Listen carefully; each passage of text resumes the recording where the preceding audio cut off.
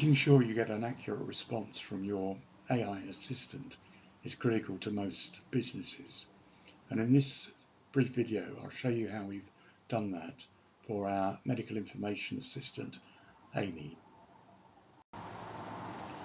So the basic building blocks of achieving accurate output is certainly in Aimi are the following three.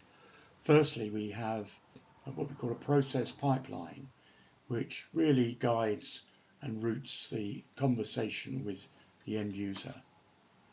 Secondly, we use language models such as GPT, Anthropic, in order to handle input and output of the system. Finally, we use a knowledge base, which is critical to guaranteeing that the system doesn't use knowledge in the language models, but overrides that with knowledge that we put in. Now, one of the key aspects of ensuring accuracy is to make sure your knowledge base is populated with good quality data. And in the case of Aimi, we've included product information directed at clinicians, patients, and we've also added some guidance such as that from the National Institute for Health and Care Excellence. We can also add in codes of practice or regulations, which can be used to test whether the response you're getting for your application is accurate and meets the standards required. Now, if we look at the process flow, this very much controls how the conversation is managed. If we take a user question into Aimi, the first thing we do is to check if our client has put in a frequently asked question database. And if the query matches one of the FAQs, then we handle that separately. If not, then we use something called a knowledge retriever, which looks up the information in the knowledge base and returns the information that has been loaded into it. Incidentally, the knowledge base can be updated pretty much at will. We also have a database for tabular data, such as clinical trial results or prices or whatever, and we handle that slightly separately. Now, once we've got that information, we send it back to the knowledge retriever and put together a payload to send to the language model.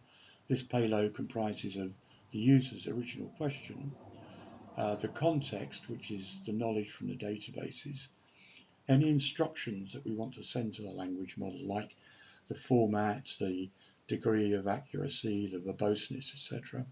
And we can also send any information from SOPs or codes or regulations. And all that is packaged together to send to the LLM to generate a response.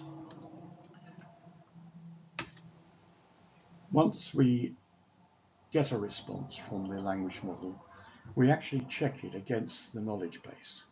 So this ensures that the response is verified and does not include any hallucinations or incorrect information.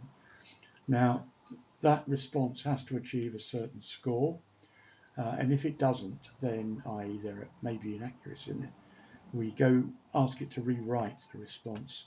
And in this case, we use a separate language model from this step, and that it iterates through until the threshold score is reached. We don't see that very often, but it's there in any sense. Finally, we then send the response to the user. Now, if of course you've got an FAQ database, then that overrides all of this, and we send that directly to the user. Now, one of the questions is why use generative AI at all? If we've got the information in our knowledge base, then is it necessary?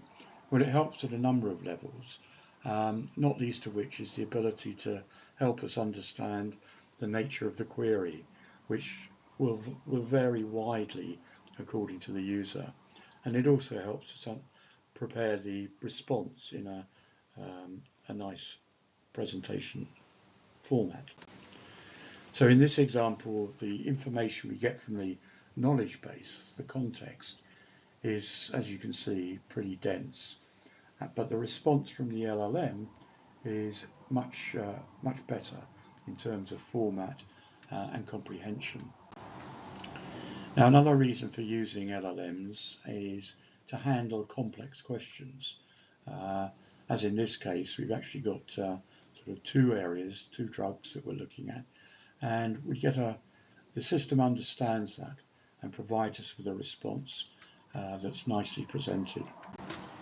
Another reason is that there is an inherent ability with the language models to understand what's going on in the query. And in this case, when we're looking to determine whether someone can be prescribed Wegovy, it's important that we calculate the body mass index. Now, we haven't explicitly asked for that, we've just given weight and height, but the system knows that it needs to make that computation based on the data in the knowledge base, and it goes ahead and does that. We can also trap off-label queries in Aimi. So in this example, we're using a perfectly valid query: what is the dose of semaglutide for treating obesity? And the system will detect that this is a valid indication and give us the response we want.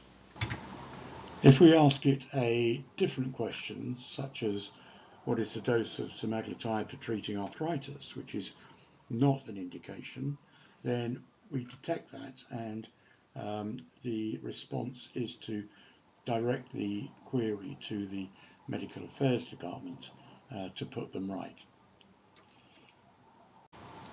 Well, I hope that's given you some idea of how we address some of the problems relating to accuracy in these AI assistants, where we constantly check that these answers are correct, and being AI, it allows you to dig down into the responses you get if you want further information. If you would like to have a discussion about implementing a system like this, then please feel free to contact us. In the meantime, thank you for watching.